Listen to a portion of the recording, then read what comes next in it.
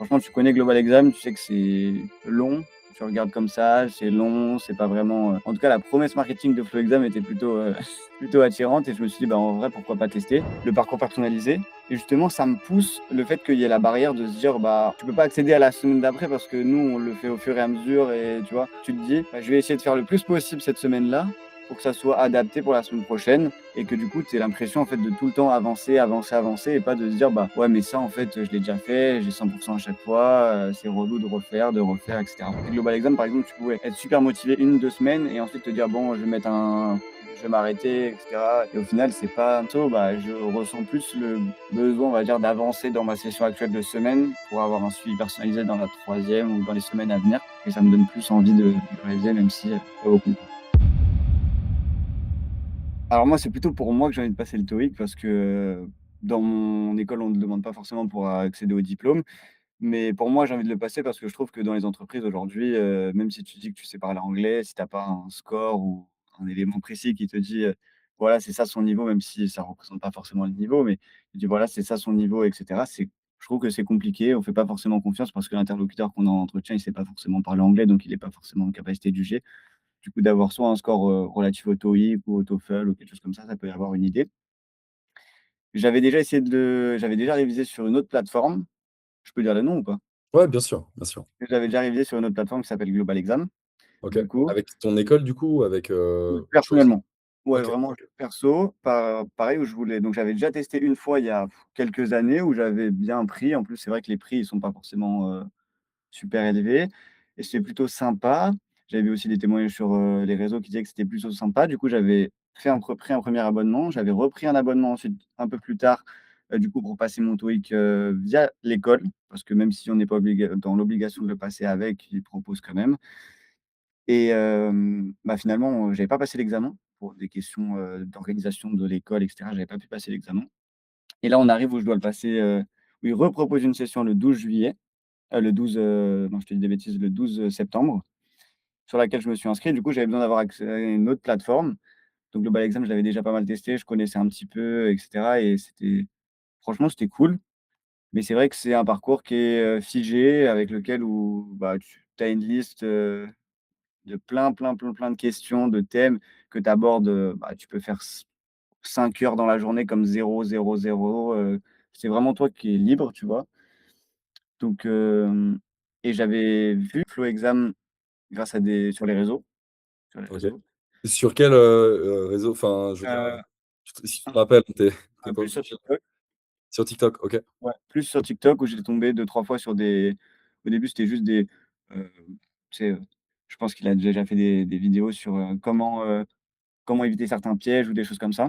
OK. Que j'avais enregistré, mais du coup, je tournais avec Global Exam, mais c'est toujours des informations qui sont importantes à avoir et au final, bah, je me suis dit: «Bah, pourquoi pas?» Franchement, tu connais Global Exam, tu sais que c'est long, tu regardes comme ça, c'est long, c'est pas vraiment, en tout cas, la promesse marketing de Flow Exam était plutôt, plutôt attirante et je me suis dit: «Bah, en vrai, pourquoi pas tester?» Je suis le parcours personnalisé qui m'est attribué et pour l'instant, ça se passe super bien. J'ai déjà fait 3 tests blancs OK. et du coup, un au premier pour se jauger. Ça faisait longtemps que j'avais pas révisé le TOEIC depuis 6 mois. J'étais là: «Bon, je vais y aller» et en fait, là, au troisième, on arrive à avoir une amélioration, continue sur les 3. Même si je suis pas le plus assidu, j'essaie de passer 4 heures, sur la plateforme un peu toutes les semaines et on voit une évolution. Je trouve pas que ça soit long comme ça peut être sur Global Exam, tu sais, où tu défiles, sans discontinuer en fonction de ce que tu as envie de faire ou et cetera. Je trouve que c'est assez cadré, plus le fait d'avoir des flashcards ou des choses comme ça qui sont des petites révisions, on va dire, mais qui te font quand même, réviser certains points. Ça évite de saturer, dans ta tête, de te dire: «Oh là là, c'est encore long» et cetera. Donc je trouve ça, plutôt cool et pour l'instant, je la prends bien en main et je trouve ça sympa. Et donc du coup, là, enfin concrètement, comment tu structures un peu tes révisions? Est-ce qu'il y a des catégories que tu utilises plus que d'autres? Bon, tu m'as parlé des flashcards, tu m'as dit que voilà, tu trouvais que les révisions étaient plutôt assez bien cadrées et tout. Mais voilà, est-ce que, je sais pas, tu suis plutôt le parcours personnalisé, les entraînements, est-ce que tu te laisses guider ou pas? Enfin, raconte-moi un peu, ouais, comment tu vois ça? Franchement, je me laisse complètement guider par le le parcours personnalisé et justement, ça me pousse le fait qu'il y ait la barrière de se dire: «Bah, en fait, tu peux pas accéder à la semaine d'après parce que nous, on le fait au fur et à mesure» et tu vois? Bah, en fait, tu te dis: «Bah, je vais essayer de faire le plus possible cette semaine-là pour que ça soit adapté pour la semaine prochaine et que du coup, tu aies l'impression en fait de tout le temps avancer, avancer, avancer et pas de se dire: «Bah, ouais, mais ça en fait, je l'ai déjà fait, j'ai 100 à chaque fois, c'est relou de refaire et cetera». Donc je trouve ça assez cool et donc je me laisse complètement guider par ce qui est proposé par la plateforme et le parcours personnalisé. Au niveau de la progression, là, concrètement, en termes de score, enfin voilà, qu'est-ce que ça donne? Bah, tu vois, j'ai commencé alors j'ai jusqu'au 12 septembre, donc je vise, clairement mon objectif, c'est d'avoir je l'ai mis sur la plateforme 950 et c'est d'avoir entre 900 et 990, tu vois? Enfin, au-dessus de 900, ça serait l'objectif, ça serait top. Là, aujourd'hui, j'ai commencé, j'étais à même si ça faisait 6 mois que j'avais pas révisé le TOEIC, mais il faut bien avoir un point de départ et avoir des datas. J'ai commencé, je crois que j'étais à 675. J'ai révisé une semaine, du coup, je me suis remis dedans. Le deuxième, j'ai eu 765, quelque chose comme ça, 75 à peu près et du coup, je me suis remis dedans également. J'ai continué la deuxième semaine et là, j'ai eu 810, je crois, quelque chose comme ça. OK, super, donc bonne amélioration, ouais, tu as gagné quoi? Tu as gagné, 135 points en 2 Ouais, c'est semaines. ça. Sachant qu'en plus, comme tu es en alternance, du coup, tu me disais que voilà, c'était un peu chaud en termes d'emploi du temps et tout, Ouais. donc je suppose que tu es pas non plus en tunnel, à Ouais, à te la buter et tout. pas Donc du tout, ouais. OK. OK, Moi, trop j'essaie d'être régulier parce que je sais que, tu vois, si là, chez Global Exam, par exemple, tu pouvais être super motivé 1 2 semaines et ensuite te dire: «Bon, je vais m'arrêter et cetera». Et au final, c'est pas enfin, personnellement, tu vois, c'est un avis, perso, bah, je ressens plus le besoin, on va dire, d'avancer dans ma session actuelle de semaine pour avoir un suivi personnalisé dans la troisième ou dans les semaines à venir et ça me donne plus envie de réviser même si, j'ai pas beaucoup le temps. OK. OK, OK, trop cool. Du coup, maintenant, ensuite, en termes de ouais, de correction et cetera, enfin, qu'est-ce que tu penses de la Ouais. correction? Est-ce que tu trouves qu'elle est sympa? Est-ce qu'il y a des choses qui pourraient être améliorées? Enfin, dis-moi un peu, ce que tu en penses. Franchement, je trouve que la correction, elle est bien faite. Alors sur les TOEIC blancs, je la regarde pas, mais par OK. contre sur les exos, je la regarde et j'essaie de comprendre là où j'ai fait des erreurs ou des choses comme ça, pour éviter de les refaire, même s'il faut plusieurs fois, donc je la trouve super cool. Pour moi, je trouve ça ultra cool, ultra, clair dans ce qui est raconté. OK. C'est pareil si on compare à d'autres plateformes où ça peut être des fois un peu plus brouillon ou alors, bah, des fois, tu vois, la correction, elle est en anglais alors que, bah, déjà tu as des difficultés ou tu vois, donc c'est pas facile à comprendre. Du coup, là, le fait que ça soit par exemple, je sais que souvent, ça m'arrive, j'espère que je dis pas de bêtises, où ça te le met en ça peut pas être ça te le met en français et ça te met la traduction du mot qu'il pense que tu as bloqué, derrière pour, que ça soit plus simple pour toi de comprendre et tout et ça, je trouve ça plutôt cool. Pareil, le fonctionnement de se dire même dans les flashcards, on pourrait se dire: «Ah, je vais les zapper vite, juste je regarde et cetera, les astuces». Le fait que quand des fois il y a des quiz et que tant que tu as pas la note minimale qui est de 75 ou 80, ça te bloque et ça valide pas, ça coche pas la flashcard, ça je trouve ça cool. Je sais pas si c'est les flashcards qui OK. t'aident le plus, mais je trouve ça cool. Mmh. OK. OK, OK, hyper clair.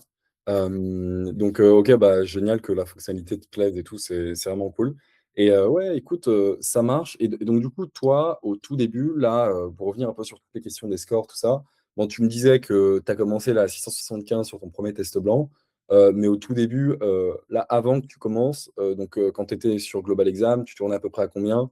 Heu, ouais, bon, tu m'as parlé d'octobre comme ta date un peu, Ouais. ouais, que tu cibles et cetera. Mais ouais, dis-moi un peu toi, où est-ce que tu en étais avant? Oh, c'est une bonne question. Déjà, je crois que sur Global Exam, tu as pas la possibilité de segmenter, donc en fait, tu te poses 2 heures et il faut que tu trouves le temps de te poser 2 heures et ça, je trouve, c'est un Mmh. peu bloquant, surtout quand tu as pas la possibilité, du coup, de te poser 2 heures et que c'est compliqué. Hem, mais je crois que j'étais à peu près pareil, autour des 650 parce que je suis pas très bon en grammaire, donc sinon le reste, je me débrouille. Donc c'était autour des 650. Mais genre, en fait, j'en avais pas fait beaucoup. Du coup, je voyais même ça me motivait pas, tu vois? Je voyais pas l'évolution que je pouvais avoir parce que j'étais obligé de me poser 2 heures et du coup, c'était compliqué de trouver du temps donc j'ai pas forcément je sais que j'avais commencé à peu près aux mêmes zones, mais ça me motive plus de voir qu'on est capable de progresser rapidement plutôt que, bah, de se dire: «Ouais, j'espère que je progresse», Mmh. OK. voilà. OK, OK, super clair. Super clair.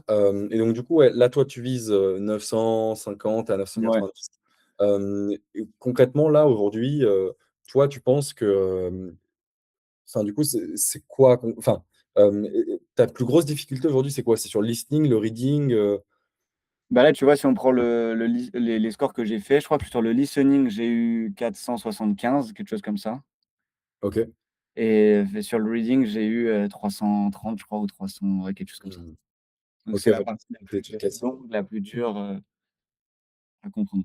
ouais, tu m'étonnes, donc tu as déjà quasiment maxé, en fait, tes stats, sur le listening, OK. Ouais, Bah, en vrai, c'est le meilleur truc. De toute façon, enfin, nous, tu vois, ce qu'on voit, c'est que sur la grosse, grosse majorité des étudiants qu'on a, toutes les personnes qui terminent à 900, 950, 980 et cetera ou 990, à chaque fois, ils ont tous maxé, leur score en listening.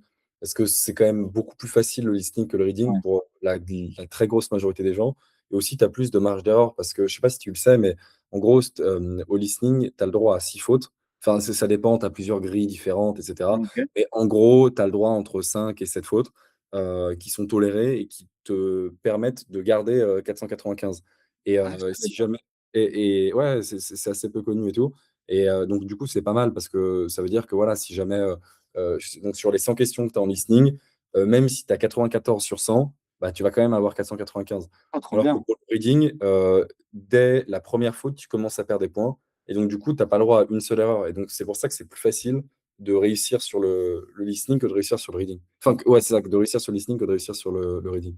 Du coup, ouais et donc c'est pour ça, ouais, que si là, tu es déjà à 475, bon, il te reste 20 petits points, ça va, ça devrait pas poser problème, ça va arriver dans le temps. Mais ouais, du coup, c'est le reading qu'il faut maxer et là, partie 5 par exemple, je sais pas si tu as des difficultés dessus?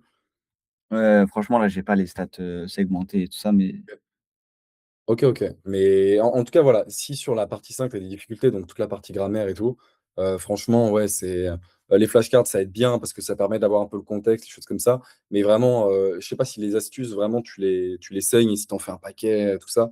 Mais ouais, dis-moi? bah, non, non, j'en fais, mais ça reste dans le parcours, en fait.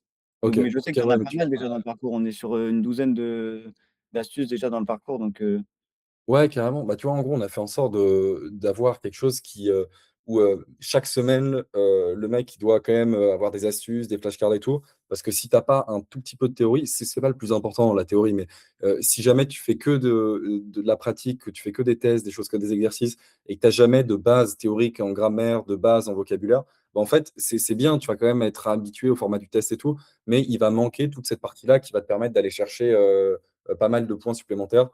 Sachant que c'est pas non plus très compliqué, tu vois? Tu lis, 5 ou 10 fois la règle et puis généralement à quelques jours d'intervalle à chaque fois, généralement tu t'en rappelles après, tu vois? Donc voilà, ouais, c'est plus cette partie-là. Vraiment, hésite surtout pas si tu veux améliorer ton score en reading, à pas mal aller regarder les astuces. Soit tu te laisses guider dans le parcours personnalisé, soit si tu as un peu de temps et tout, hésite pas à en faire, je sais pas, quand tu es dans les transports ou autre et à faire un peu plus, selon ce que voilà, ce que c'est tu vrai, peux tu te as permettre raison. de faire et ouais, ça devrait bien t'aider, en tout cas pour la partie 5 et puis voilà, quoi. Super. Merci OK? beaucoup.